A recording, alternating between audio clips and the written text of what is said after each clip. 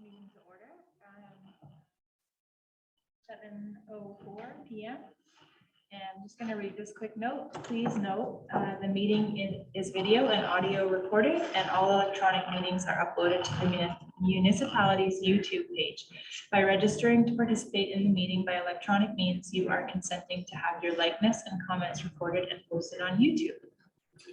Okay, and we'll do roll call, and even though I can see you here, I'll still just call out your name for the video recording. So if you can just say present when I call your name. Vinny. Present. Joanna. Present. Stephanie. Present. And Mary. Present. Okay. And so now we will start our moment of reflection.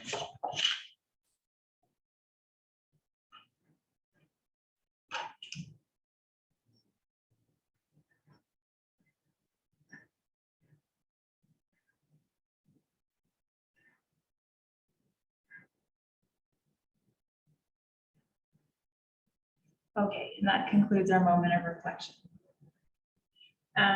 Okay, so confirmation of the agenda. Everyone has had the agenda. There was an addendum that circulated, I believe, yesterday. Everyone's had a chance to look at it.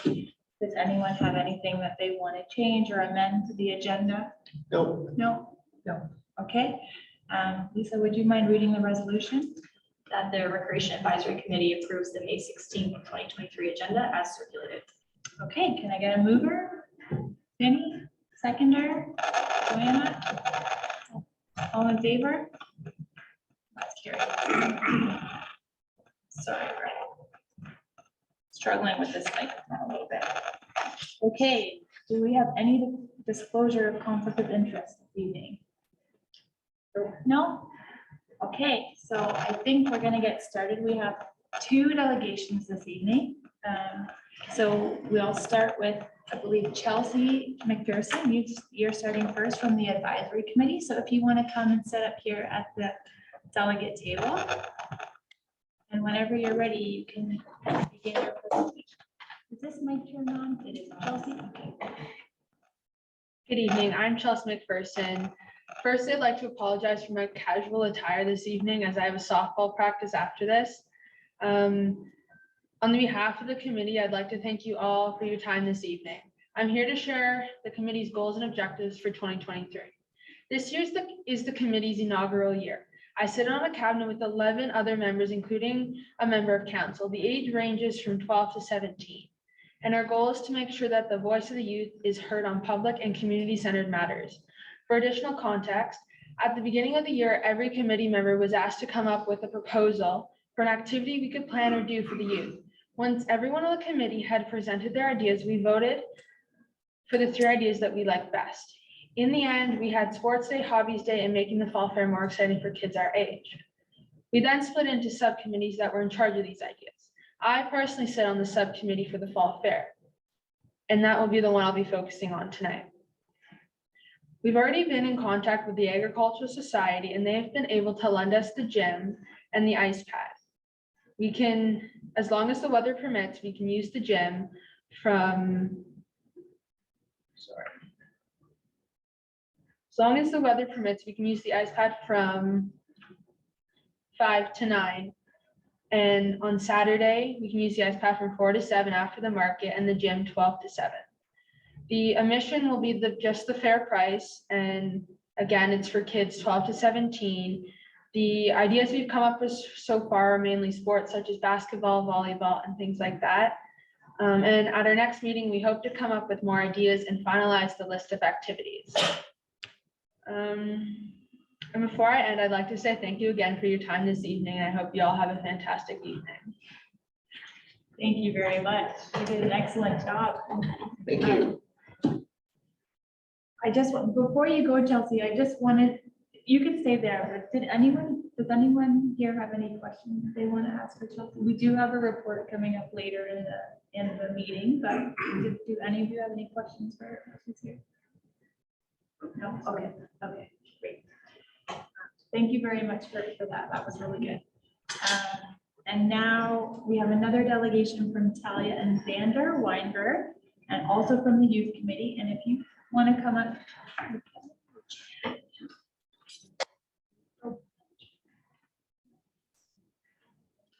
Do you want to come up together? Or are you going to do it separate? I was just here to support. Okay. That's perfect. That's it.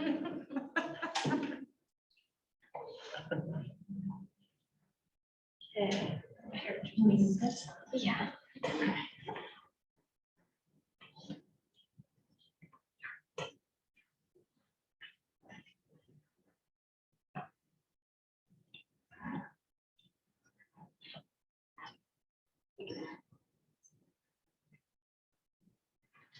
Okay, so are we ready to start? Go ahead.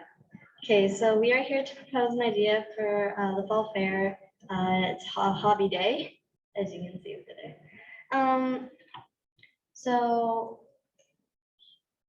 Just say next slide. when you do next this. slide. The demographic will be for kids up to the age of 18, but other ages are permitted to be there. Next slide. This day will be for people to enjoy their hobbies with people of the same interests. We would like to include chess or checkers or other board games, remote controlled items, arts and crafts, Lego, Sudoku, reading, maybe baking if there is the equipment for that, and photography. Next slide.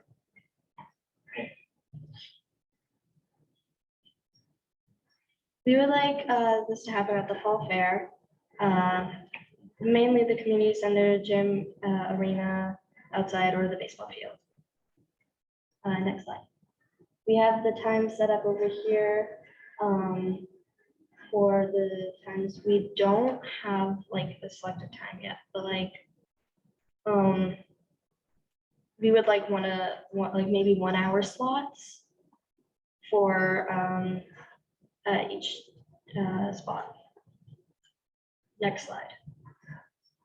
Why are we doing this?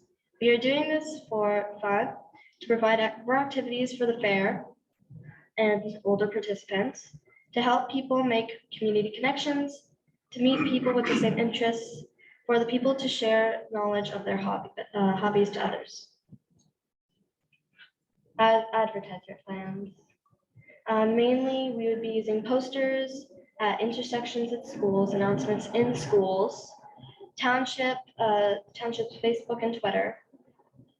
Next slide. What is needed from the recreation committee? We would need space for these activities, possibly some supplies, and yeah, that's about it. Yeah, okay. So that is me and my brother's presentation for Hobbies Day. And I hope you would take everything we have suggested into consideration. Thank you very much. That was an excellent presentation. You're welcome to come in.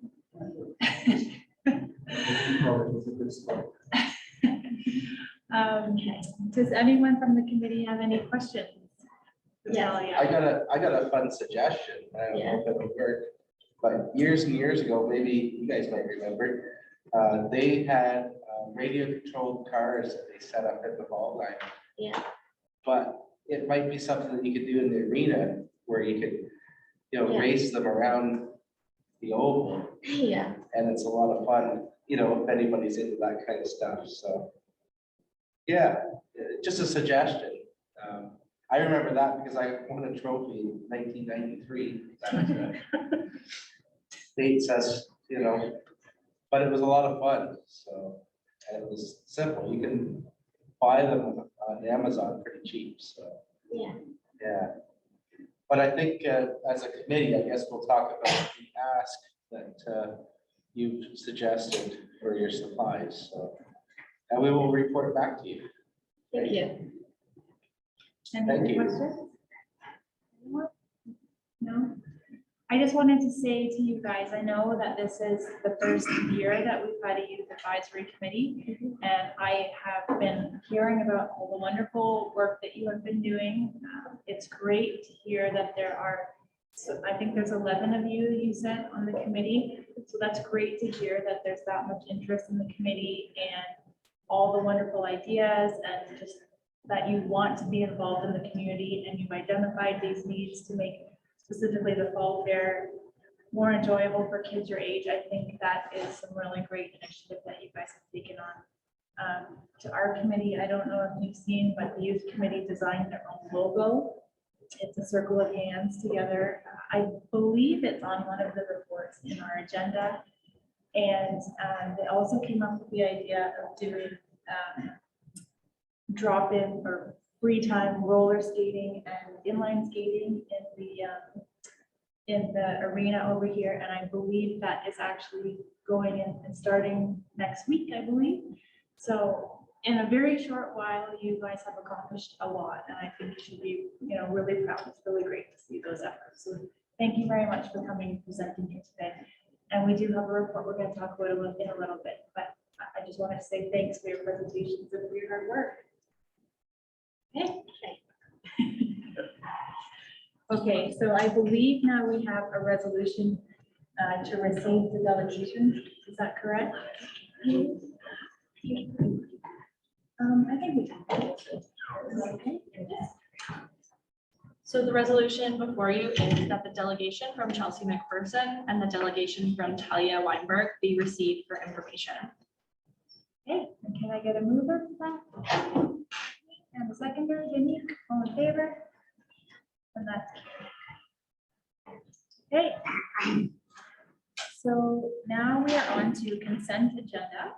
And I don't know if we did this the last time, but generally when we come to consent agenda, there might be multiple things on there.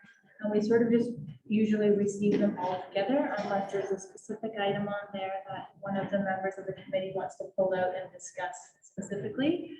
But otherwise, if not, rather than receiving each one individually, we just kind of do it as a group. So today, we have 7.1, which is the Recreation Advisory Committee minutes from our last meeting, and the facility revenues from February to April 30th. So I'm not sure if anyone wants to pull any of those out for discussion, and if not, then we'll just move to receive them.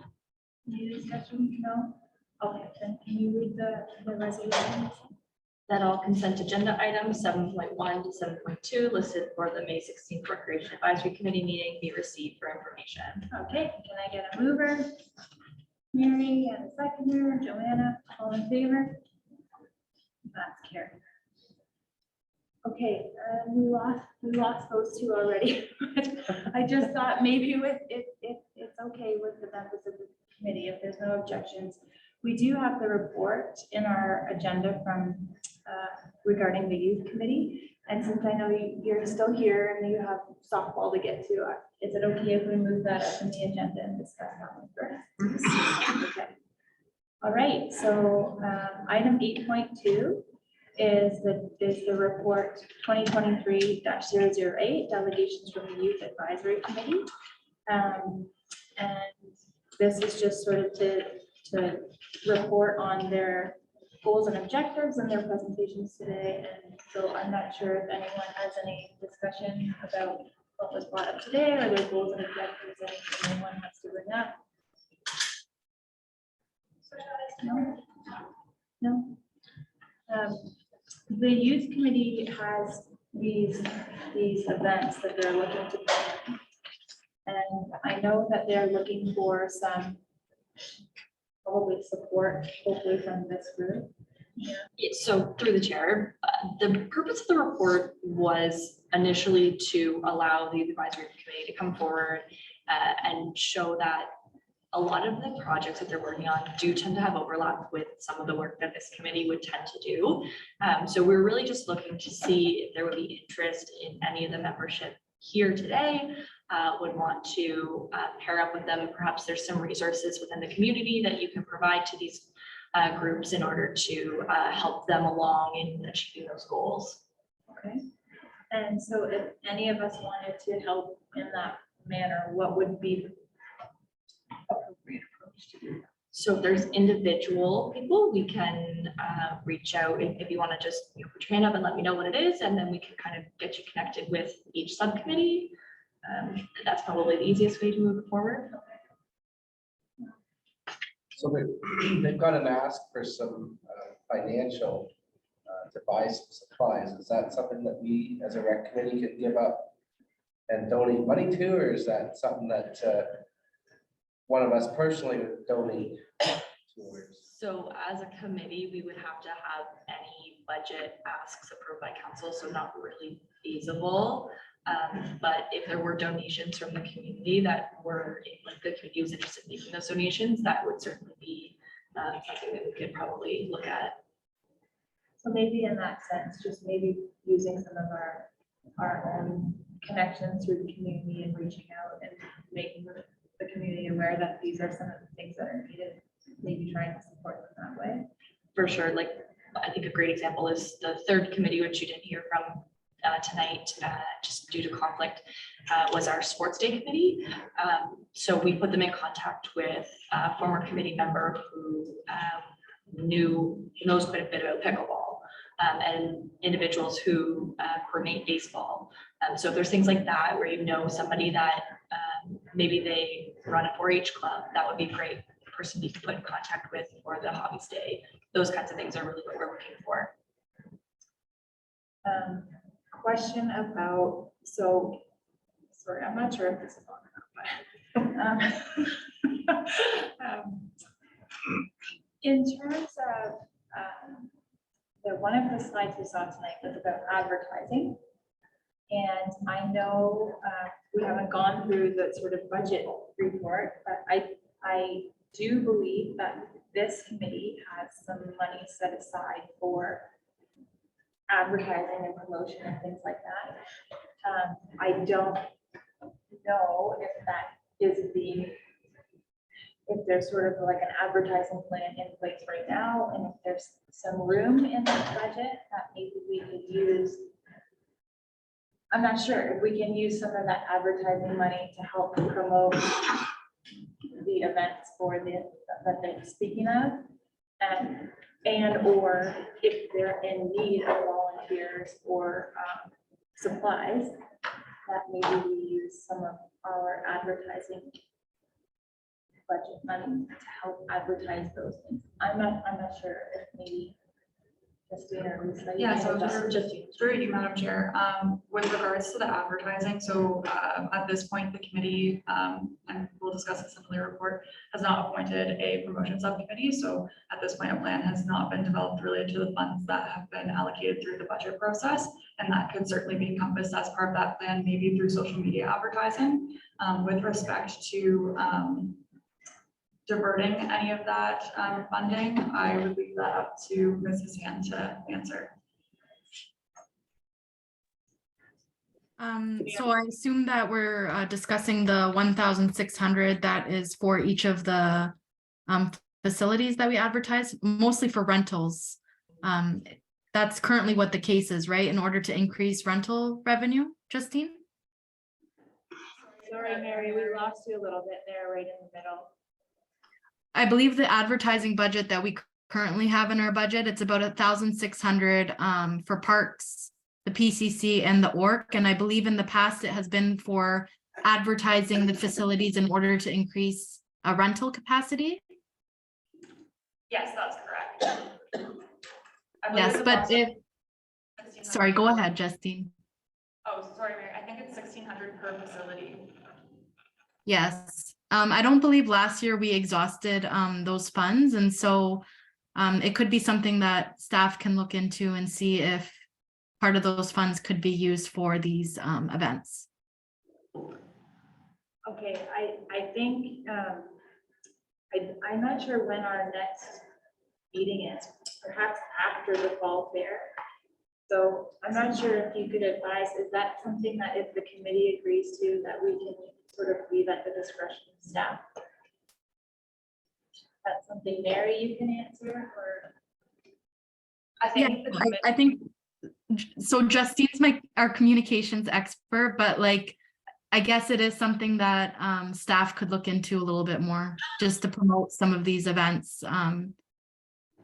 The sports day and the hobbies day, and we can look at what types of expenditures we have moving forward and see if there's additional funds for these events.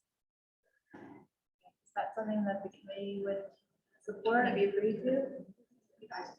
So I think, and Justine can correct me here, but I think perhaps maybe the way we can do it is we can move a motion that the committee approve an advertising budget for the purposes of the youth subcommittee's projects up to X dollar amount, and we can discuss a little bit about what that dollar amount looks like for like compared to what a sponsored post costs, or if you wanted to do print, depending on what kind of print, like that, but typically social media is kind of the most functional route to go. Yeah, so through you, Madam Chair, I would probably recommend, say approximately $150 for social media ads. We usually run them $20 each, and that gets you a reach of between 1,000 to 2,000 people per post. So since we have two events that may be taking place around the same day, there's going to be opportunity for collaboration there. And then with respect to print advertisement, maybe just for this first round, we can kind of stick more to the social media. Does everyone think about that? That sounds good. Yeah, I think that budget's good too. I'd maybe even suggest that maybe the Youth Advisory Committee maybe make a little written submission to the Pussich Pioneer very soon, because they don't have an August Pioneer, but maybe get something in so it's fresh on everybody's minds before everybody goes into the summer, and another follow-up for the September edition that's usually out just before the fair. And it's usually, they'll put it in for free if it's something for the community.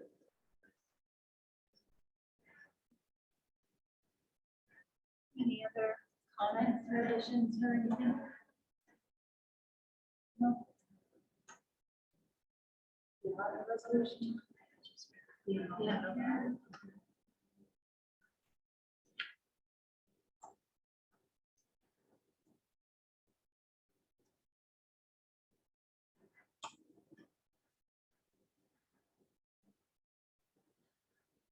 So your resolution will be that staff report REC 2023-008 entitled Youth Advisory Committee Delegations be received for information, and further that the Recreation Advisory Committee approve a budget redirection of $150 for the purposes of advertising the youth subcommittee projects. Okay, great. And can I get someone to move that motion? Joanna and a seconder, Mary. Sorry. All in favor? And that's carried. Okay.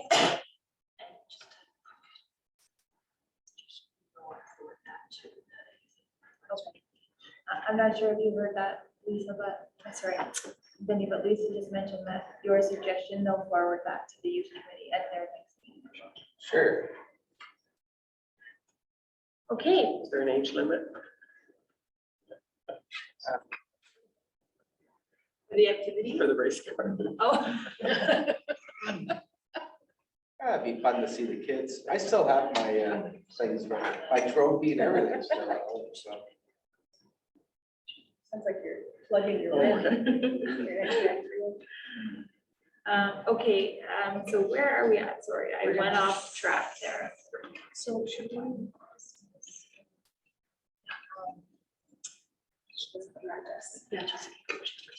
So Chelsea, if you have to leave, you don't have to stay. You're welcome to stay, but don't feel like you have to, okay? Thank you. Thank you so much for coming. Yeah.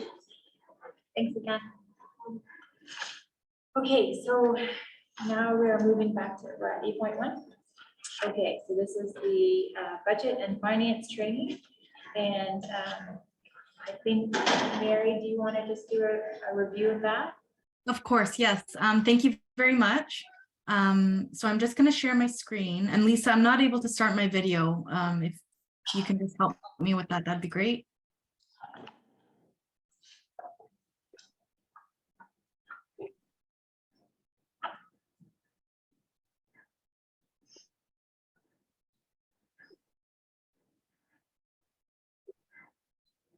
You should be able to now, Mary.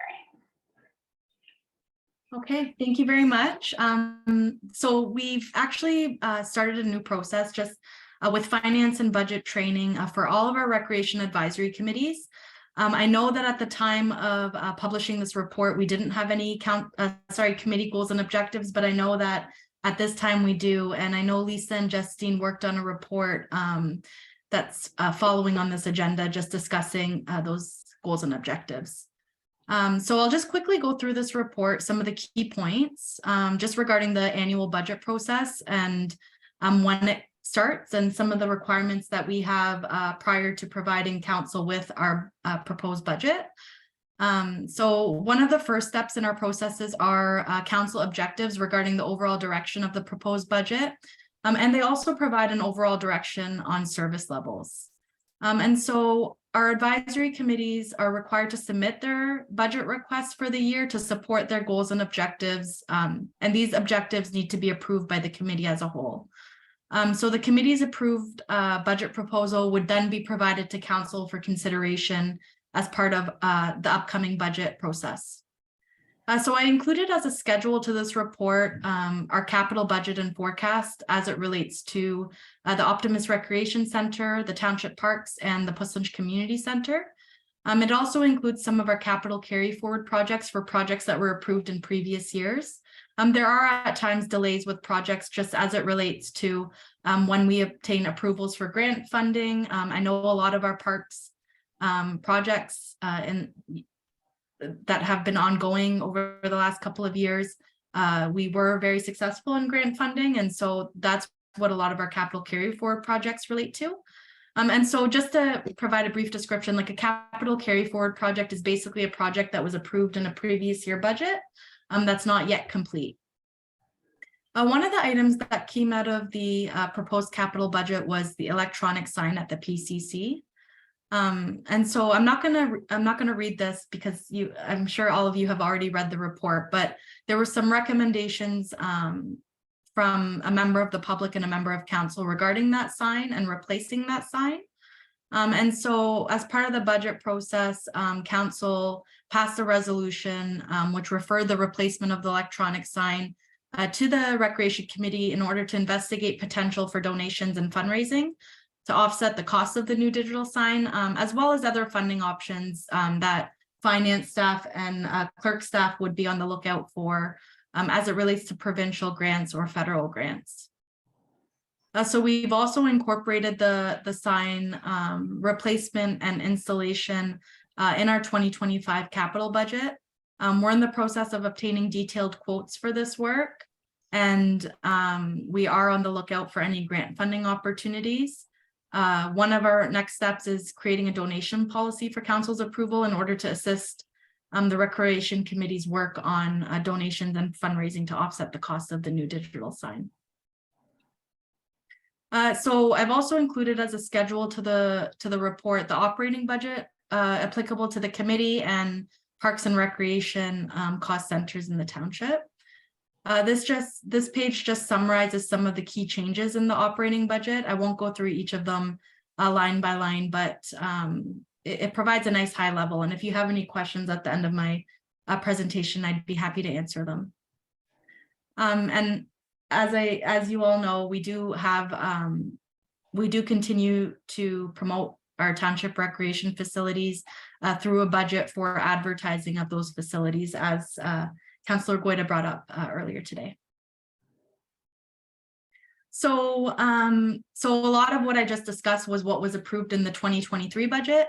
Now I'm just going to go through what's required for any new 2024 budget requests. And so I included as a schedule to this report, I believe it was Schedule C, the Advisory Committee Goals and Objectives Standard Operating Procedure, as well as templates for committee memos and proposal forms for any new budget requests.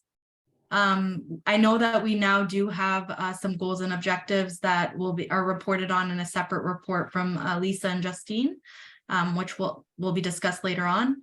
But this is kind of the template that we're using for all of our committees in terms of prioritizing some of the goals and objectives, including a project cost as well.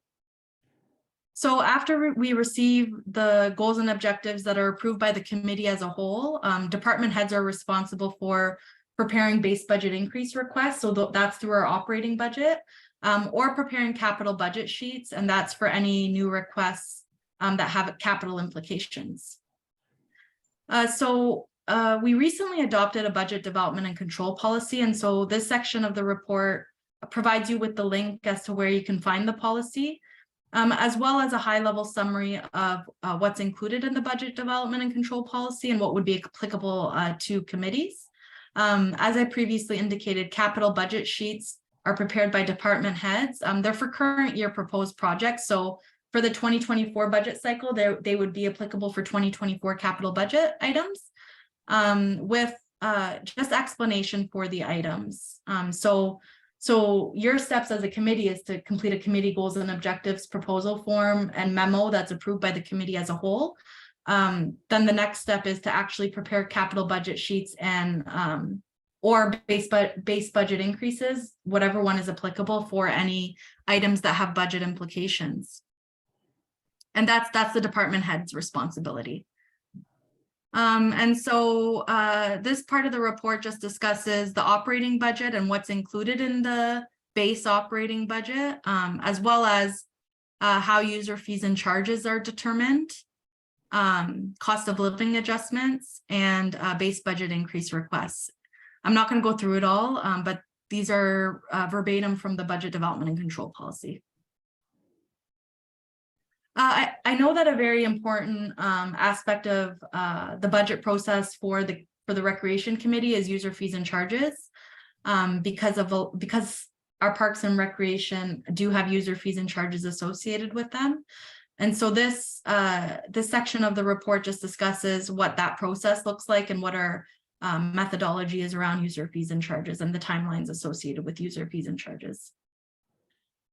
So I know that the committee receives those facility usage reports, which are consent items that I saw on your agenda today. We also provide council with quarterly financial reports, which show budget to actuals, and they're located on our website.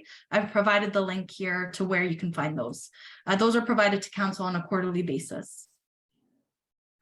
I've also included the council committees and other appointments, compensation, benefits, and expense policy. It's a schedule to the report. There's also a conference expense guide that's important to review prior to attending a conference, just so that you ensure that you have all of the details that you need in terms of submitting an expense report. Itemized receipts are required. These are all required just even for township employees. So the same types of requirements are in place for committee members and council members. So this is just our financial implications section of the report, and basically it discusses the committee memo and advisory committee goals and objectives proposal form, as well as the department head being responsible for preparing base budget increase requests or capital budget sheets for any requests that have been approved by the committee as a whole. I'm not going to go through each of these schedules, but I welcome any questions from the committee based on your review of the report. Okay, thank you, Mary. Very good report. So I believe, and you can correct me if I'm wrong, is that the intention today is to receive this report for information. But if there's any questions, we can go through that now.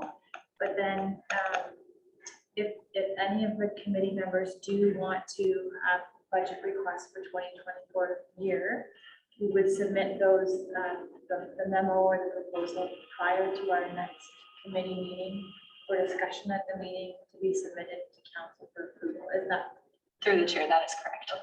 That's great. So with that being said, Mary just summarized what was quite a lot of information, but does anyone, do you want to go through, do you have any questions about what's been explained, or the budget process, or any of the financial component of things? Mary, something, anything? No? So if budget is not used up, does it carry over to the next year as a surplus, or does it just go back into the, we didn't use it? Vinny, can you repeat that question? I'm sorry. So say we have $1,600 for advertising, we only use $200. Do we get to keep the $1,400 as a carryover for next year? Or does it go away? No, unfortunately, with all of our operating budget line items, that does get factored into our annual surplus. We report to council on that annually, and we provide council with a recommendation as to where we should contribute those funds to. But for capital budget items, those types of items become capital carry forward projects that were approved in a previous year that are not yet complete as of December 31st, 2023. So those get carried forward to the next year until they're complete. Okay, thank you. No problem. Thanks. Any other questions? Okay. You guys are taking it easy on us tonight. Okay, so can I get you to read the resolution then? Did you want to move that second first? All right. Did you read the resolution? That staff report REC 2023-007 entitled Finance and Budget Training be received for information. Okay, and a mover. Okay, thank you, Joanne. And seconder, Stephanie, I missed you the last one. You 1 second, okay. All right, all in favor? Okay. And then we have, okay, 8.3, committee goals and objectives. Okay, so this is some meat and potatoes here. Do you want to maybe just summarize? Yeah, so I'll jump in here. So the purpose of this report is to review the goals and objectives that will be carried forward into the 2022 to 2026 term. We did receive several additional goals and objectives forms from committee members. Staff did review these requests and provided a feasibility review of each item in that report. So the recommendation before you today includes the appointment of members to various subcommittees to begin the process of moving some of those goals and objectives forward. The goals and objectives, the additional ones that were provided by the committee members will need to be approved at the budget meeting in September, and then will be appointed to their various subcommittees. Okay, thank you. Okay, so I believe we probably all had the opportunity to read the report. I know that there were a lot of really good and thoughtful ideas submitted, and so thank you all for doing that in advance. As Lisa mentioned, staff have gone through all of those suggestions and kind of outlined from a both, I guess, a financial perspective and an operational perspective, which funds are and are not perhaps feasible or that can be achieved with the current, I guess, resources that we have. And then the staff have prepared sort of a draft list of proposed goals and objectives. So many of those, well, not many, but some of those goals and objectives will require subcommittees to be formed in order to do that work. And I believe each of those subcommittees can have a maximum of 2 committee members on it. So I guess maybe what I was hoping to do is just sort of open up the discussion about where everyone feels about this proposed list. If there's things on there that you definitely like, or that you don't want to see on there, or amendments you want to make. And then based on that, I'm hoping you'll all volunteer to participate in some of these subcommittees. So I'm not exactly sure. Maybe we'll just go through. I'll just ask each one of you if there's anything, if you have any comments or whatever, and we can go that way. So maybe I'll just start with you, Denny. So just before we start, so are you looking to assign a subcommittee for each one of these? So there are 4 subcommittees that staff are proposing that we move forward with. The Recreation Facilities Promotion Subcommittee, 2 separate fundraising subcommittees, and then the Engagement Opportunities Subcommittee. But then in the proposed goals and objectives, there are also sort of these two,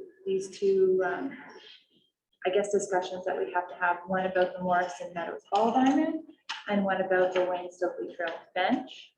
And if we want to move forward with those, then maybe we need to establish subcommittees for those. as well. Sorry, Justine. Through do you, you have- Madam Chair, just for the two that are kind of like under consideration where we are appointing tonight, they will have to be approved by council prior to subcommittees being appointed. So that's why they're kind of left off of tonight's appointment. For the rest. So the subcommittees that we would be appointing tonight, what you're suggesting, those are directions that have already come from council. And then any additional ones we would have to appoint after approval from council. Correct. That makes sense, yeah. Okay, so maybe I'll just start with you, Benny, if there's any discussion on any of the. I see a few things that I proposed were shot down, which is okay. You know, don't expect everything to be okay. But I do like, I think I was the one that proposed the bench along the trail. And I wanted to expand on that maybe a little bit more. And I wonder if we could put some more benches around the park or around the grounds here, or even around some of our other parks. And a former rec committee member suggested that maybe, you know, we get some sponsors from the community, you know, that this park bench was donated in memory of, you know, a family that had passed away or a company in the, or, you know, in the community. And we can maybe put more than one bench. We can have several around the parks for people to enjoy. Because I don't think there is very many benches in our park, so. And another thing, and I didn't really get to this paper here, but I thought maybe, you know, when you walk along that Wayne Stokely Trail, there's a spot in the trail right by the creek.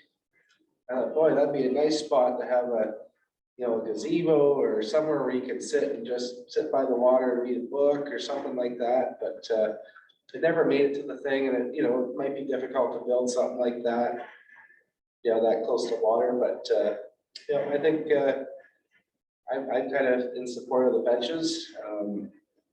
I talked to another person the other day that I guess pickleball is really growing in the township, and you know, I think maybe as an objective or a goal is to maybe see how we can expand on that sport a little bit more in the next coming years.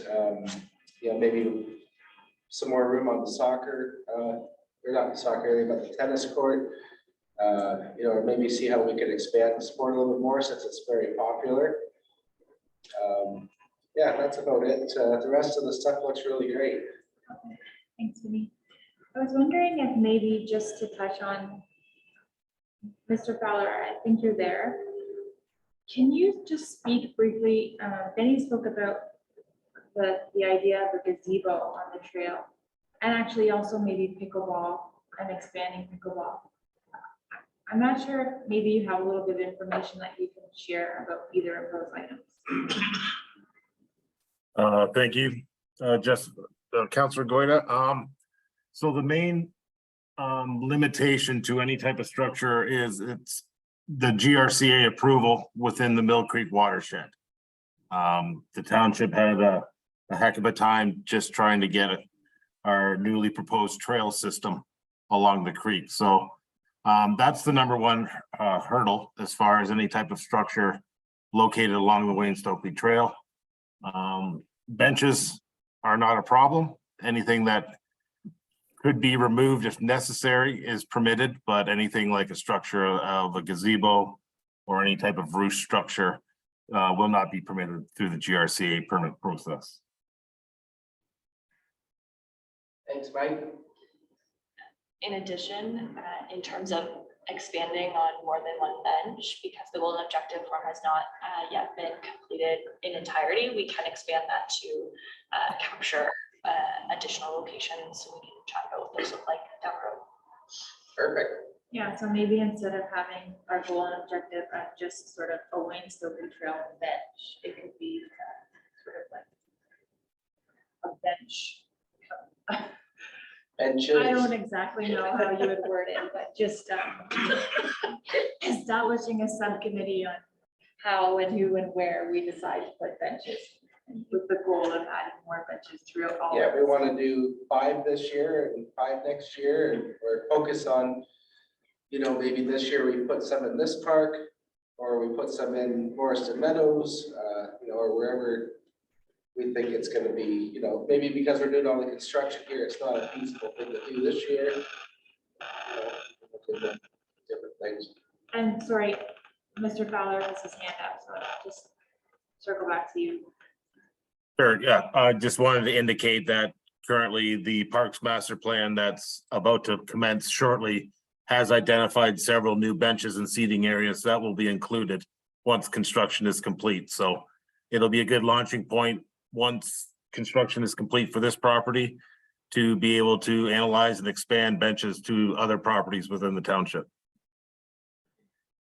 And then, sorry, Mike, while you're still there, just with the pickleball, I know that we are putting pickleball markings in the gym. And I know that we talked about it too, possibly on the tennis courts and maybe the basketball court. Can you just, where did we land on those things? Currently it's slated that the basketball court up in Borum Park will be lined for pickleball courts, 2 in total. Out of the 3 tennis courts that will be rehabilitated, 1 court will be dedicated for pickleball, with the possibility up to 4 courts being established along with tennis. Great. I mean, personally, I've never played the sport, but I sure hear a lot about it, so. I think it's really broad, popular. Mhm. Okay, thanks. So then I'll move to Joanna. Do you have any feedback, comments, suggestions, anything about the goals and objectives? No, I think there was some great suggestions here, and it's nice to see people are thinking about these things. And I don't really have anything else to add. Okay, that's great. And Stephanie? Question, can the goals and objectives be added to at some point? Like, it's not like this is a final No, for the 4-year. no, we can at Sure, any time bring something, forward, okay. as long as you have something and the goals and objectives form and the memo was completed, we can add additional items. If they have a financial ask, we will have to have it approved to council. Right. Yeah, and actually that, I think one of the items in our goals and objectives is continuous reporting to council. Once, to approve the objectives and then to update on the status of the objectives. So really at any one point of those, anytime we're doing those reviews, we can modify or amend, add, delete, things like that. Okay, Mary? Yeah, actually, I did have a couple of questions. I'm just wondering where we are in the process with the Parks and Rec Master Plan, because I know there was one in 2014. And I don't think it's been updated. I tried looking online, I didn't see anything else had been done. I'm sort of wondering if that could be one of our goals, is to revisit the Parks and Rec Master Plan and to consider all of our goals on a larger scale so that we could potentially utilize more grant options that are available for us. And the only reason I bring it up is because, since learning that the tennis courts are on a watershed and we can't put a dome on them, it just sort of makes me question, we're resurfacing a tennis court surface that's on a floodplain. And perhaps maybe it would have been better to, if not resurfaced it, reallocated the field area to soccer and then keep soccer concentrated in one area and potentially move the tennis courts elsewhere. Like, these are things we could consider as a group. And then down the road, maybe 10 years from now, we could build in the funding so that when we are ready to resurface, that we can look into grants that are available to potentially put domes on or do that sort of thing.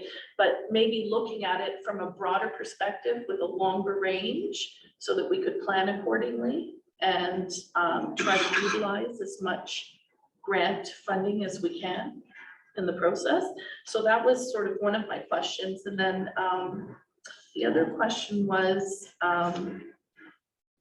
related to the west end of Puss Lynch. Like I noticed that all of our services are mostly located along the main corridor.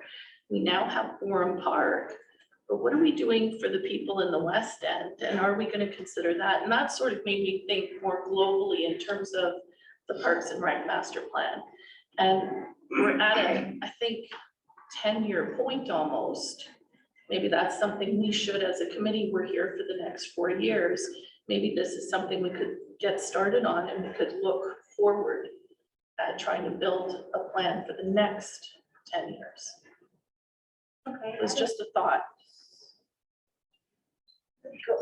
Yeah. So through the chair, Mr. Fowler will provide a verbal update regarding the Parks Master Plan later in the meeting.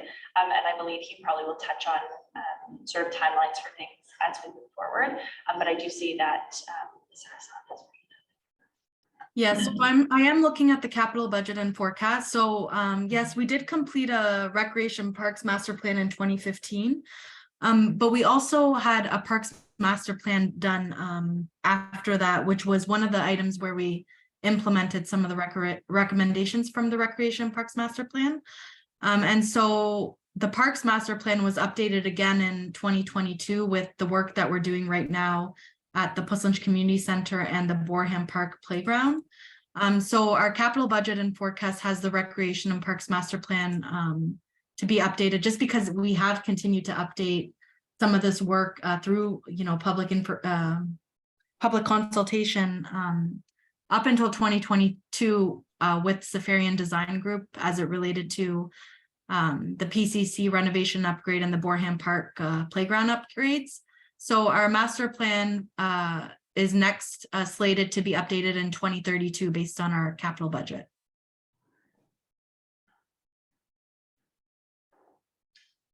I don't know if that's helpful. I know that the sort of the bulk of the planning that's happened here at the PCC has happened over a really long period of time. And that there has been lots of public consultation that has gone into it, and things have sort of evolved, changed and modified as we've gone. But I hear what you're saying. I think you're looking at maybe not just so specific to the PCC, but just like in general. And so maybe we can put some further thought into that. And if it's something you'd like to see us look at in more detail, maybe we could do a goal and objective form and submit that to staff, and then they can present a report on that, get a little bit more of a wholesome discussion on that. That sounds okay? Yeah. What about all the other items on the list? Yeah, they looked fine to me.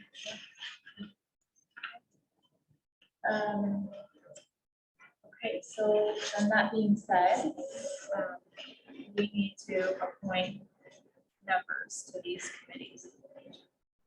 Sure, if you'd like to lead that, go right ahead. Okay, so we're gonna appoint to our subcommittees. We're looking for 2 members to join the Recreation Facilities Promotion Subcommittee. Can you please raise your hand if you would be interested in joining that subcommittee?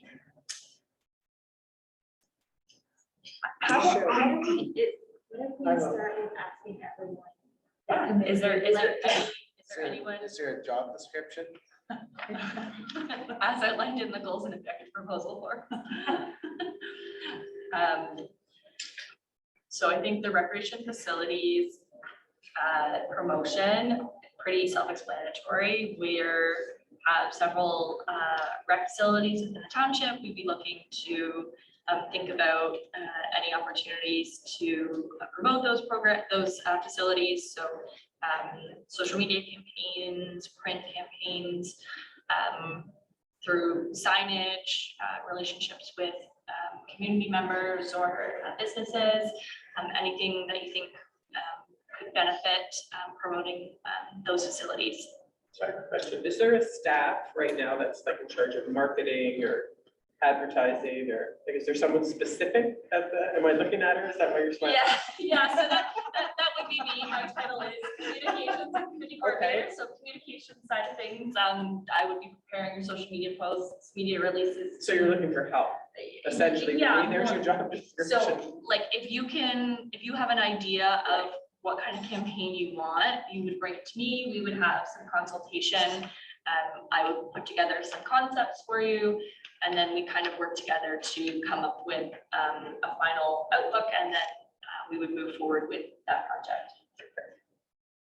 So maybe just to touch on that a little bit, in our last term of the rec committee, that's where we sort of came up with these advertising dollars in the budget with advertising. Okay. And with that, at the time, we had, Justine, you may have to help me, I'll struggle through this a little bit. But we had kind of outlined which we were gonna do kind of what they call the community hub with Wealth Today. This is gonna help us advertise certain facilities. We had a certain amount set for Facebook pushes it, I'm not using the right terminology, whatever you call the I know what you Facebook mean. advertisements. And it was like, sort of like a really planned out sequence of advertisements targeted at trying to fill rental spaces when we didn't already have them. So Right. not so much promoting sagging those weddings, things that we're already getting, but promoting like business meetings, like things that we wouldn't necessarily get so easily in terms of rentals. And so I think the committee, that would be the objective of the committee, is to kind of brainstorm ways of filling spots that aren't all.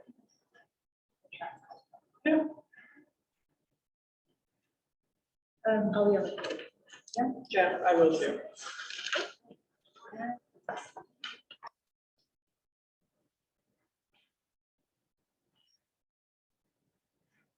Move to the next one, which is the Parks Revitalization Fundraising Opportunities Subcommittee.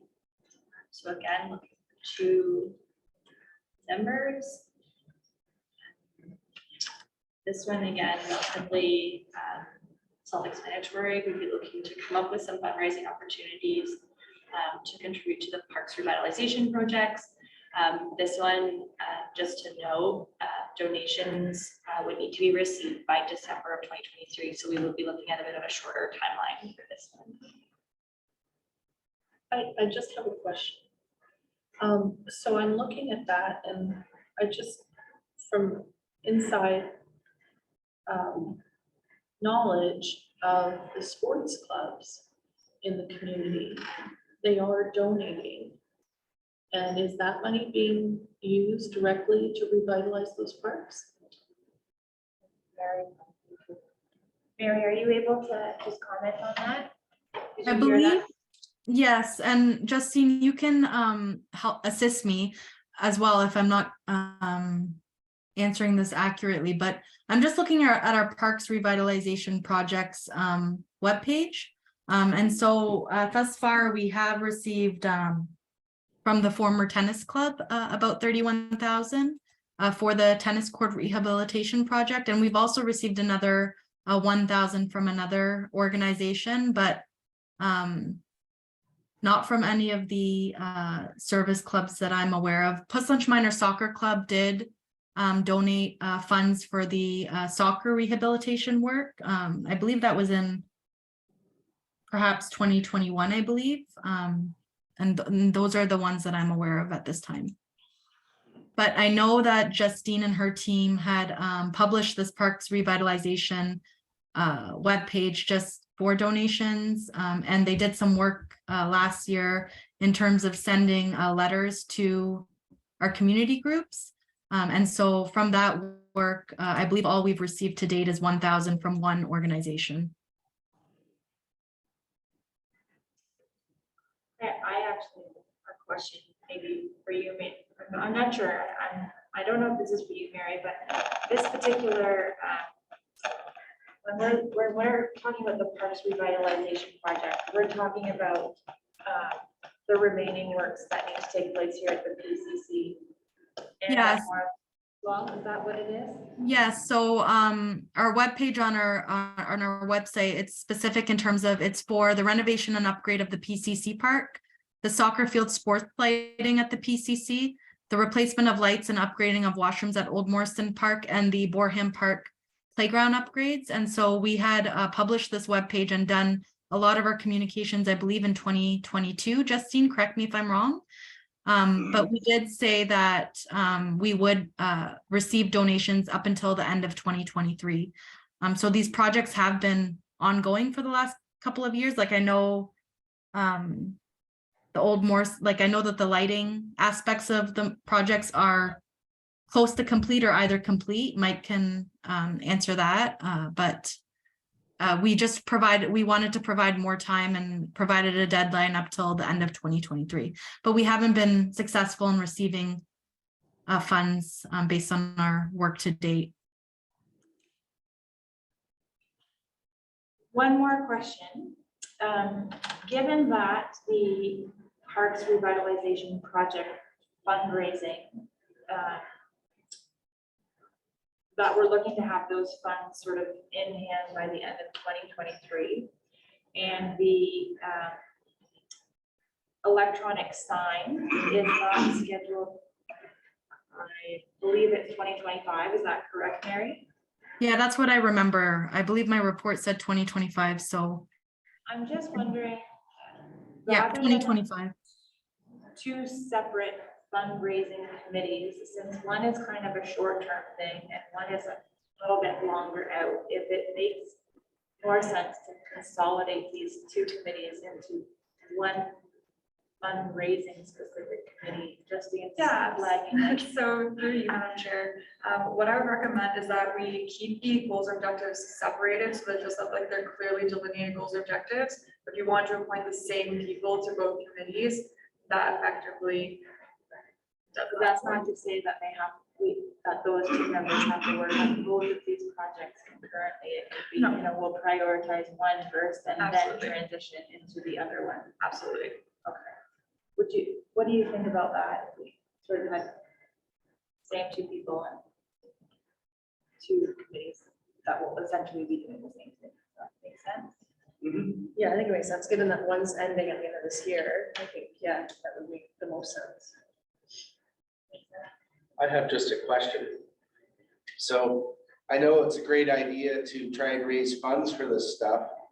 And, and I think it's great, but the majority of people I've talked to have said, what am I paying taxes for? Why am I donating money, And even some of the service clubs, they kind of feel the same way. I found it was very difficult to ask for money.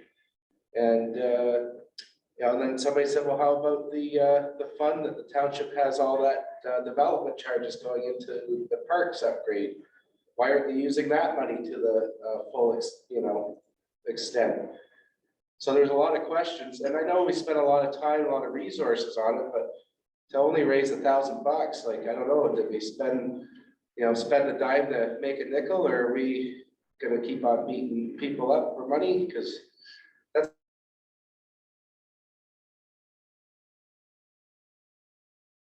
they don't feel it's, something they want to do. I don't know. That's the feeling I got. Maybe others didn't get the same, but that was the reception I got in the community trying to ask for money. So I don't I know. think maybe- If anybody's built a house or built something recently, they know they had to pay into a, park, but what's that fund? Parkland dedication. Parkland dedication fund, which the township is supposed to spend that money towards, the parks and upgrades and all that stuff. But Mary, I don't that's know. not my department. so- Yeah, I can speak to that. So we have several projects over a capital budget and forecast that we are using Parkland dedication funds for, including these parks revitalization projects. We actually did recently report to council just in terms of additional funding required based on the tender results. And so we are utilizing our Parkland dedication funds to the greatest extent possible for our parks and recreation projects, and fundraising is greatly appreciated for these projects in terms of moving them forward. Yeah, so unfortunately we don't have endless funds. I know that our development charges in Parks and Recreation aren't significant, and they will be depleted just from a lot of these parks projects that we have moving forward over the next couple years. So I wouldn't really, I can't really agree with that statement. I think I hear what you're saying, Vinny, that's hard to be asking, going out there and asking for Telling you, money. the first thing people say is, oh, we don't even have garbage pickup, everybody has an excuse. But I do think that it's an opportunity. It's not just about going and asking for handouts. Like, I think, we could plan events, we could, make it fun so that it's not just, Well, I knocking think- on doors asking for money, but it's trying to bring the community into these projects and get them involved and. Yeah, I think if there was a way, and I think the township was working on drafting some way of, whether erecting a plaque or a thank you, or, at some of these spots where people have donated money. That was the other question, what kind of recognition do we get? I give you $1,000, do we just get a thank you? Do we get a letter in the mail? Do we get a recognition? It's. And maybe that's something you mentioned, that there's a donation policy in the works, so I'm not sure if that's something that we can take. Yes, I back. can speak to that, Councillor Goida. That is something that will be addressed through the donation policy that will hopefully be coming to council in the next couple months. And now that our audit is complete and our budget is complete, these are the types of policies that we're working on providing to council, and we have heard about the request for plaques for donations, and so that will be addressed as part of that policy. Go ahead, Mary. Mary, while you're here, do you have any idea roughly how much is in the fund account right now from development charges? Currently? Roughly? Yeah, I can look at that right now, actually. Based on our most recent report to council in terms of our tender results report, we did require additional funds of 428,000 for the PCC Park renovation and upgrade and the Boreham Park improvements project, because unfortunately, a lot of post-pandemic, everything is very much inflated, and Mike can attest to this. We have seen a lot of inflated construction costs for rising labor, fuel, cement, and whatnot. And so we did require additional funds, and those additional funds were funded by the cash in lieu of Parkland Restricted Reserve. And so the projected balance in that reserve as of December 31st, 2023 was approximately 452,000. But I think with the additional funds required of 428,000. Sorry, can you say the dollar amount again? We just lost you right as you were saying the dollar. So the projected balance in that reserve with our capital carry forward projects was 452,000. That was based on our last report to council, and that was as of December 31st, 2023. But as I indicated, our tender results has an additional 428,000 that we're using from that reserve. So it doesn't have a significant balance based on the tender results that I believe it might be 452 minus 428. So let me just quickly do that calculation. It's a smaller number. 25,000. Yeah, and a lot of that has to do with a lot of these projects that we have coming forward in 2023, and the lighting projects that we just finished. I know I previously said that our Parks and Recreation Services development charges are also projecting a negative balance, unfortunately, as of December 31st, 2023, based on all of our projects that we have in parks. So these are all reserves that we'll have to look at in more detail as these projects get completed in 2023 or early 2024. But fundraising is greatly appreciated. Mary, sorry, I know you have your hand up. I'll come up. Yeah. Okay, I guess I just had a question. I guess it might be for Mary or perhaps maybe you, Jessica. I'm not sure. I know that there have been a lot of changes recently with the legislation, like they went from maximum growth to minimum growth. There's also been changes to municipal zoning. Every property can now have 3 dwellings on them. Province severances can now have 1 to 12 dwellings. You can have 3 severances per farm or per property. And then there's also the changes to settlement areas. Won't that affect the type of funding coming into the township, and should that not cover the needs we have for fundraising? I think I'm gonna let Just Mary answer. curious.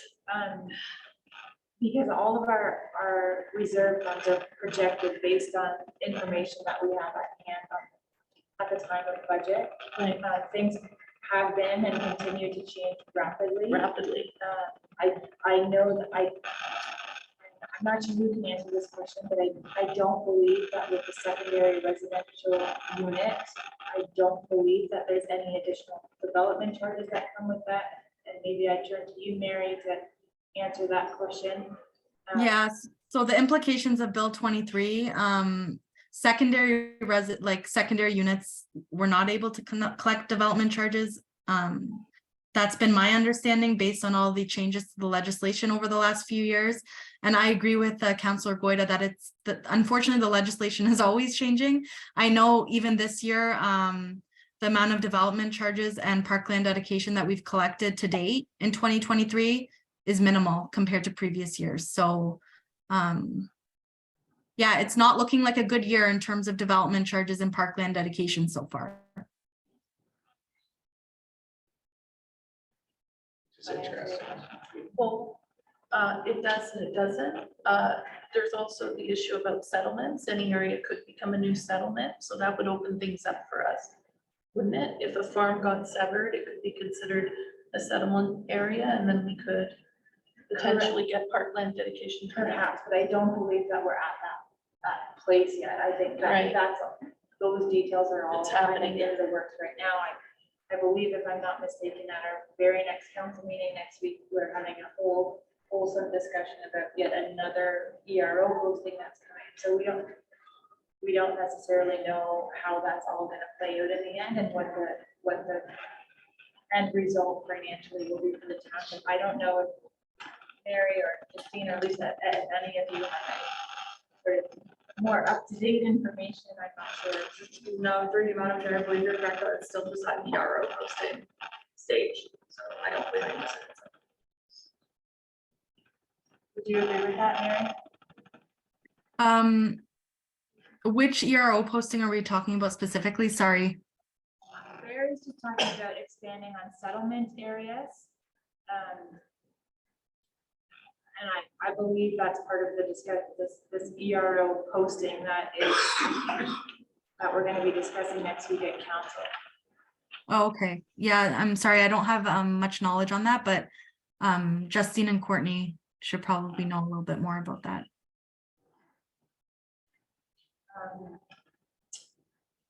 I just wanted to circle back to Denny's comment about fundraising things. I think even just, as a subcommittee, organizing something like a baseball, like something fun that in the end, it might not be hundreds of thousands of dollars in donation, but it's just something fun to contribute and, show at least our committee support to trying to get these things up and running and contribute to some of those shortfalls. That's how I would look at it, but sorry, I know you wanted to speak. Yeah. I just had, actually, my question kind of twofold.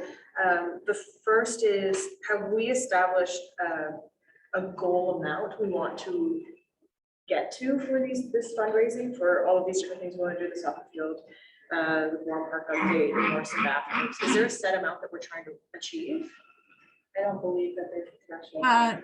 Sorry, there is. Yeah, so for the parks revitalization projects, that the fundraising goal is 100,000, and so far we've raised 32,000, which is great.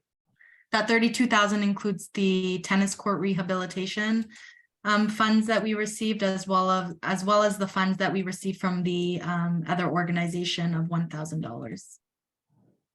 Okay, that's great. And then the second part of that is, If we don't raise that 100,000, do we then have these different, is there priority set to these different things that we want to update? So say we only get, $35,000. Is Borum Park, priority number one? Or is the Morrison bathroom? How do we decide where those funds are allocated?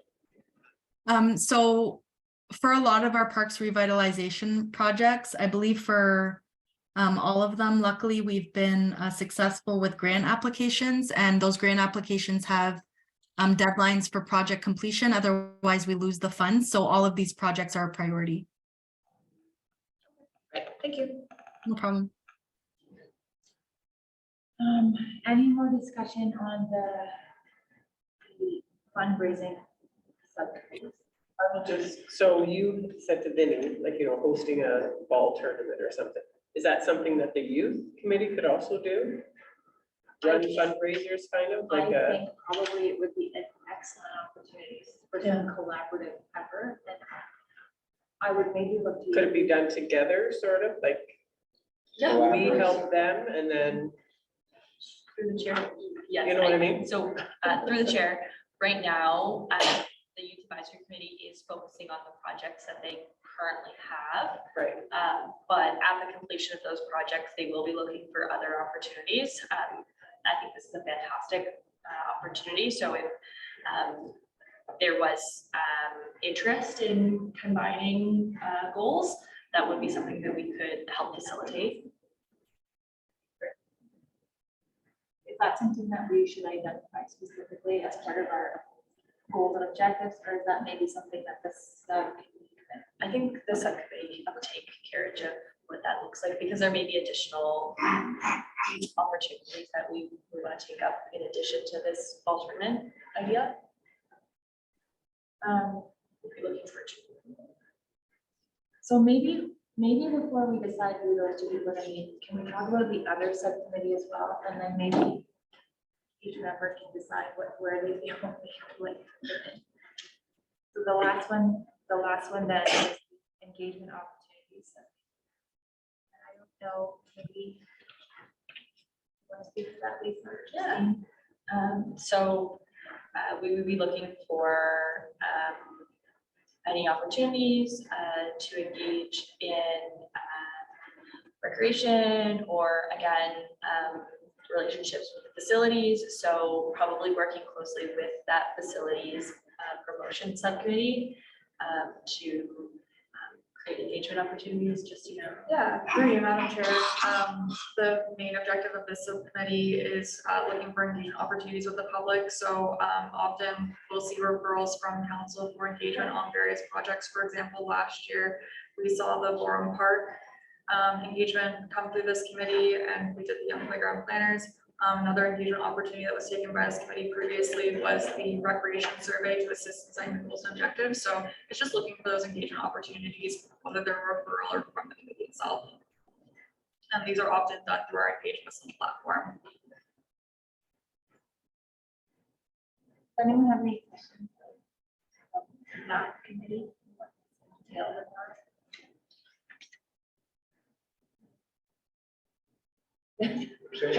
Okay, so then with that being said, we have 2 spots to fill, 2 more committees. So is there any interest in the Parks Revitalization project subcommittee, then eventually transitioning into the community center electronic sign replacement subcommittee? I would probably try to help her with that. I can. So is the Ball Diamond not the Morrison Ball Diamond? sorry, Mary. Is the Morrison Ball Diamond one not being considered? So we haven't actually discussed that one yet, but I believe what Justine had mentioned earlier is that if we decide we're gonna move ahead with that as one of our goals and objectives, before we assign a subcommittee to it, council first has to approve that goal and objective. Through the chair, we will approve it as a committee this evening as part of the motion, and then it will go to council for approval. Everyone okay with that? I didn't hear Mary's question. Sorry, she was asking about what was included? There's a proposed goal and objective in the list about the ball diamond. Morrison Meadows? Morrison Meadows ball diamond. And, it will require a subcommittee, but we're not gonna appoint that subcommittee until council first approves the goals and objectives. Because it's a new goal. Yeah. Now, this may sound, but like, is that is the Morriston Meadows, is it going through? Like, is it like, if there's no money, So why is that, it even? that would be being part considered? of the goal and objective of this committee is if we want to see that go through, we would have to find ways of Gotcha. funding that. Through either grants or fundraising or a budget request or, So- whatever. Yeah, so through the chair, it probably would go into the other fundraising opportunities that have been identified, and we may rely on those subcommittee members to add that to their radar. Maybe that's a 2024 project, noted to sign, we've already talked about, it's a 2025 project, but sort of integrating it that way.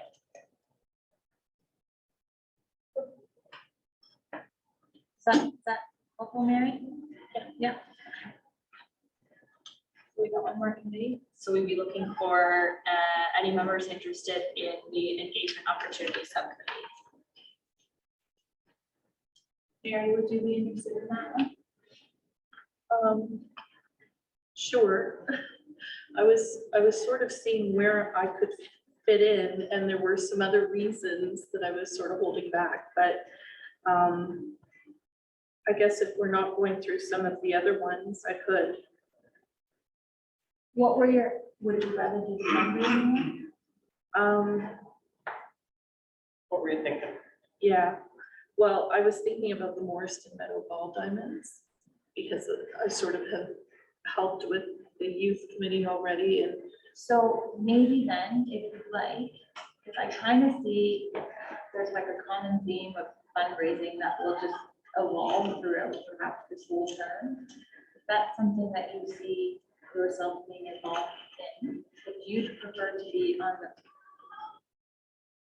eventually what will be the Morrison Meadows fundraising subcommittee, if you want, I'm happy to switch, do the Okay. engagement opportunity one instead. Do you want to fill in that spot on the fundraising committee, oh, on the fundraising.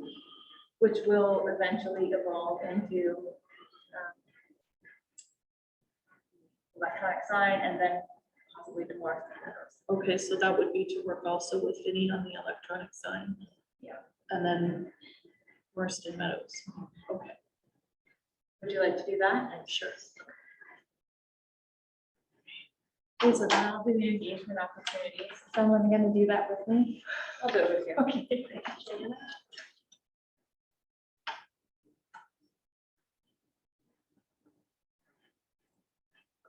Just read back the entirety of the resolution. That staff report REC 2023-009 entitled 2022 to 2026 Recreation Advisory Committee Goals and Objectives be received for information. And that the committee approves the 2022 to 2026 Recreation Advisory Committee goals and objectives as presented for council's endorsement at a future council meeting. That the following subcommittee members be appointed to the Recreation Facilities Promotion Subcommittee, Joanna and Stephanie. That the following committee members be appointed to the Fundraising Opportunities for the Parks Revitalization Project Subcommittee, Mary and Vince. That the following committee members be appointed to the Fundraising Opportunities for Pusslinch Community Center Electronic Sign Placement Subcommittee, Mary and Vince. And that the following members be appointed to the Engagement Opportunities Subcommittee, Councillor Goida and Joanna. Okay, can I get a mover? Okay, thank you, Joanna, and a seconder. Okay, Stephanie, thank you, and all in favor? That's carried. Thanks, guys, for working through that. Okay, so now we are at item. Sorry, where are we at? Adjournment? We're 8.4, verbal update, and this is by Mary, who attended educational forum a month or so ago. Yeah, Take a it month away. or, a month or so ago. So it was an interesting conference. It was a little all over the place. There was a little bit of everything for everyone. It was held over 4 days. There were a variety of talks at the beginning, and they split it so that you had to choose between the talks you attended, and there wasn't really overlap.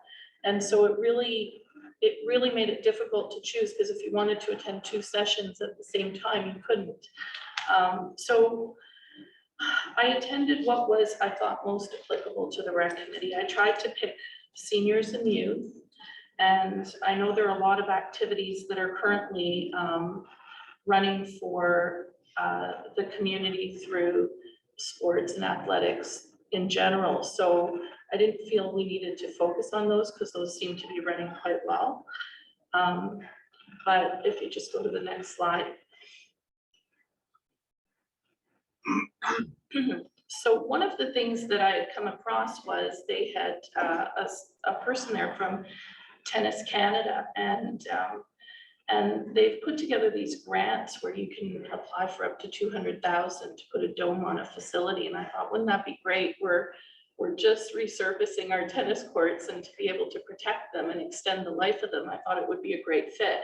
But I'm sure through the discussion tonight, you've all seen that, you know, there's information there that we didn't have, that the tennis courts were built on a watershed. So it's just not a possibility to access those grants at this time. But it's something we might want to consider going forward, you know, that there are grants out there, and that we need to tap into organizations that specialize in these sports, that perhaps they might be able to help us with funding. The reason I was so keen on it, if you go to the next slide, was because it actually offered some opportunities to bring in rentals and other activities throughout the community, like little kickers during the winter. So it could have really boosted our income coming into the township, which would have helped. And it seems that the sports in the township currently are bringing a lot of income in. So through facility rentals for us. So that's a positive thing. And it might be something we want to consider going forward in the future. So if we go to the next slide, they have different types of coverings. They have air supported structures. There's no point in going on about it in depth anymore, because it's just not a feasibility for us at the current time. So if we go to the next. This was quite interesting. This is the town of Milton, and this is the type of activities that they're putting on. And I think the subcommittee that talks about engagement within the community, this might be helpful for that subcommittee to work on, or to look at reaching out to various groups that would be able to offer some of these things and utilize the facilities more. So we have the rec center could be, you know, offering acrylic painting courses at night, or we just need to tap into the right groups, and we need to find people who are willing to run them, and we need to help promote them to try to get it up and running. But that's the sort of thing that would help generate more rentals for our facility. So there's a number of different areas that we could explore there. Knitting, quilting. I know there's some knitters and quilters in the community. I've seen that at the fall fair. You know, so there's a lot of things. I know the kids at the youth committee, they mentioned, you know, bring some games. They might host a game night, and that might be another way to sort of facilitate. So these are all ideas that could come back and be useful for other groups to move forward with. Pickleball is big everywhere. So that was an interesting thing to know, because I hadn't heard about it very much until I came to Puss Lynch, but I know about it well now. And if you go to the next slide, they also have in Toronto, the Playmobile. I know if resources are tight, what do? I mean, this is what they did. They got a van, and they started to put together various activities. This might be something we might want to consider down the road. I know it seems kind of out there, but they do have it run by university students. It utilizes grants. And because we're in an area that's so spread out, this would allow us to bring events to other parts of the township. So it's just a thought, and I thought I'd bring it back. If we go to the next slide. Village Canadore, it doesn't really apply to us. Village Canadore was set up in the north part of North Bay. And it's basically an idea that was brought forward where they needed to put in a seniors residence and they had funding for a college, and they put the two ideas together. And so they built upon that a seniors residence facility as well as a college campus that has the college students earning their credits while helping the seniors and learning through the medical process of assisting seniors. And part of that extended into their rec facilities as well, as because they included activities for seniors, games night, crafts, arts, physical education, that sort of thing. So those were some of the things that applied. And the last one was Kiki's Ballroom, which was something that was unique to the GTA. And they drew people from right across Ontario, almost as far as London to Toronto. And they had people coming from Oakville, from Milton. They did have two from Guelph, and they came in and they've set up a program where they teach them how to be drag queens. And this is something that started during the pandemic. It was just a one-off sort of talk, but basically it showed how they got creative during the pandemic in trying to bring programs to people. Now, Toronto has a way bigger budget than we would have. We would never do or have the ability to do something like that, but it sort of extended out and it reached out to other communities. And it made me sort of think, well, we're in Puss Lynch and we have what we have, but how can we reach out to all of Puss Lynch? And so the youth committee can start to do things like this, well, not like this, but they could start to reach out around games nights or that sort of thing. And so it just brings a general idea of how can we reach out to the community to bring the community together, because we are spread out the way Toronto was spread out from the people who attended this specific. And I think, oh, and the last one, if we go to the next one, the last one was interesting, and I did put it forward as sort of a potential goal because I thought it might fit not as an extension, and I think there was a misunderstanding with how it was put forward, but not as an extension to a trail, but as part of a trail. And this is something that you're starting to see more of them popping up. It's fairly new and recent, and they create these barefoot paths, and they're sensory experiential paths for people to go and walk on. You're physically active when you go through the path. And if you go to the next slide, this is sort of the kind of thing you would see, different sort of scapes, and it's something that could be done at a low cost. So this would be the kind of thing I could see, like a small path built sort of near the library or, somewhere here in the community center, just where young kids could come if they're at library time or in preschool, and it could easily be set up, and it would be very little cost for the township. And so it involves a number of abilities. Kids actually can physically learn to jump. There's a lot of research into this now, and it stimulates them cognitively, educationally. In Spalt, where they do it in Germany, they also have information plaques where as you go along the path, you learn about the nature and the wildlife in the area. So, it's another opportunity, believe it or not, if you go to the next slide. And I think I covered most of this. There are health benefits and it fosters the abilities. If we just continue ahead, it has to be, the implementation is basically it has to be accessible to adults and children, designed to be natural and convenient. No benches, and they found that if they took the benches out, people still jumped and ran and stayed at the venue for the same amount of time.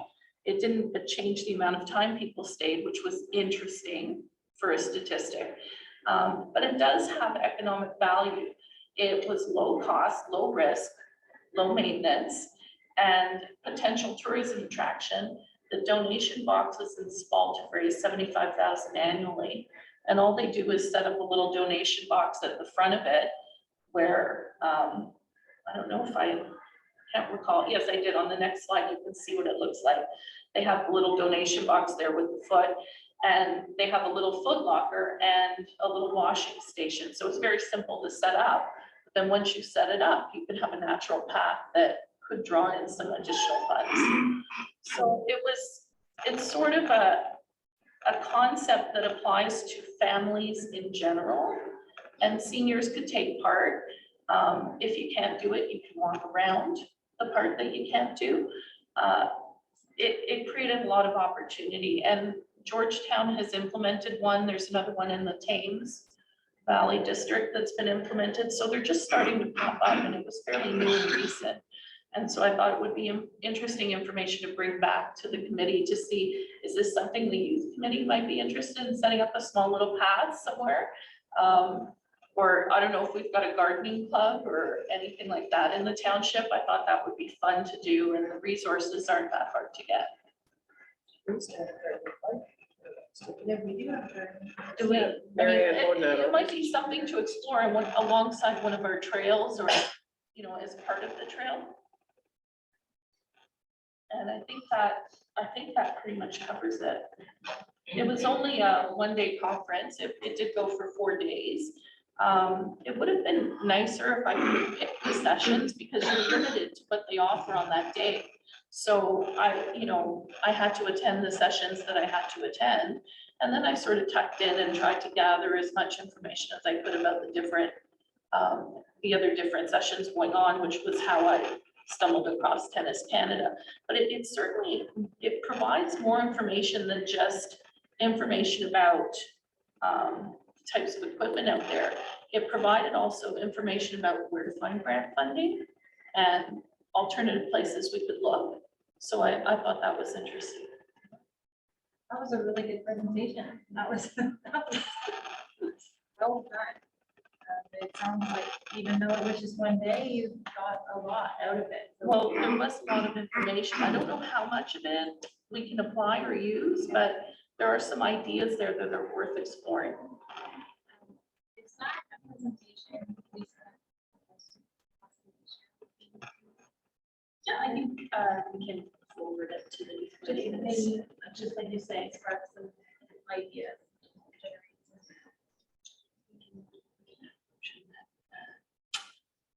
That's pretty request that the presentation be forwarded to the youth advisory committee. We can add it as an attachment to their agenda as correspondence. Okay, does anyone have any questions for Mary at all? Thank you for attending, and thanks again. That was a really good report. Whenever you're ready, you can move the resolution.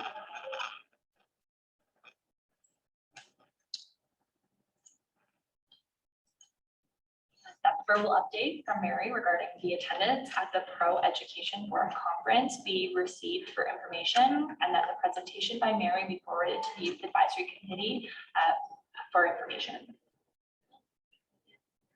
Mover and a seconder. Stephanie and Vicky. All in favor? Okay, and now we are at 8.5, verbal update on the Parks Master Plan. And this is our Director of Public Works, Mike Fowler. Thank you, Councilor Goida. So it's been a long time coming, but we're on the verge of commencing our Parks Master Plan. The tender was awarded to Richfield Construction out of Guelph. We are just finalizing some bonding and insurance requirements along with a construction schedule. And the hope is that construction will commence at the PCC grounds about the second week of June. The priorities will be resurfacing the tennis courts first, along with the commencement of the Borum Park Playground. Along with that, I'm happy to say that the pickleball lines have been newly installed at the Orc Gymnasium. We're on our final couple days of the urethane drying and we'll be open for business again. Other than that, we're ramping up all sports fields, both baseball and soccer are now ready for play. Grass cutting has commenced. And usually rule of thumb is we begin our sports after the May long weekend. And so we're looking forward to that.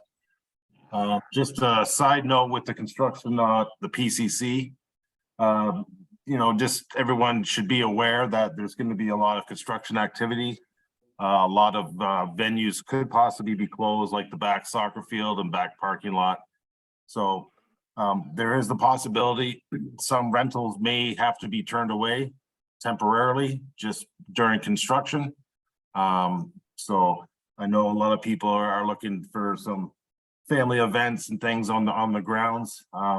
Depending upon the progression of the construction, we may have to turn away a soccer game or a family barbecue or a baseball game just due to construction. So, you know, the township apologizes, but this is kind of what happens when you take on a large project like this. And we look forward to staying on schedule and being on track for next spring grand opening.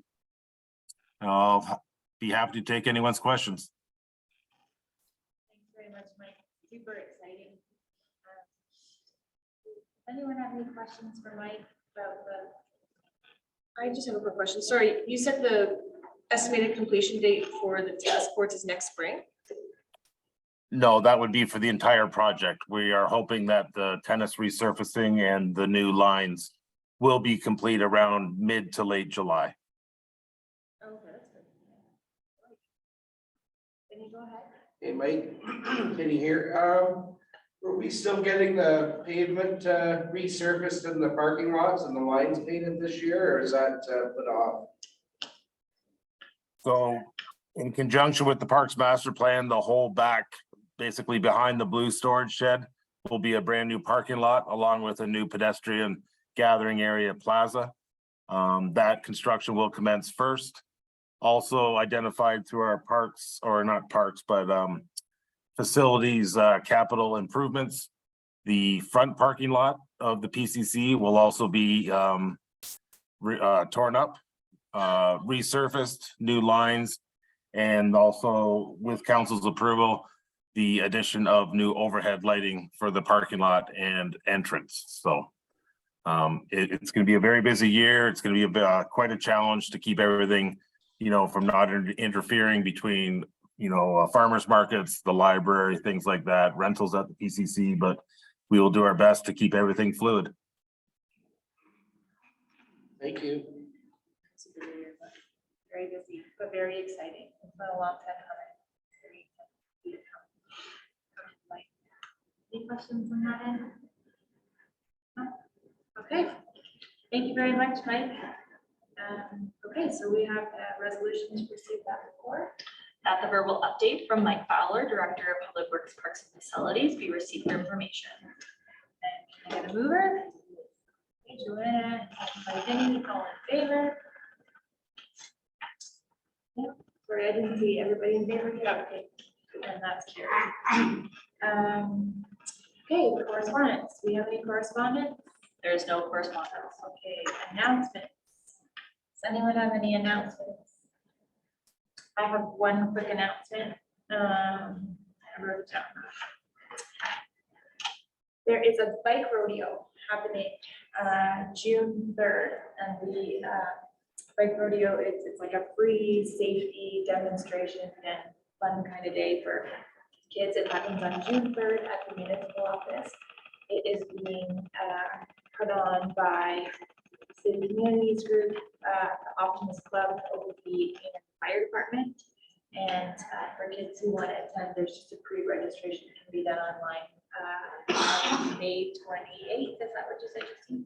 So that's kind of a cool opportunity to taking place in the. And just wanted to take else have any announcements? Okay, notice of motion, any notice of motion? All right. New business. Any new business? Okay, so then we're at adjournment.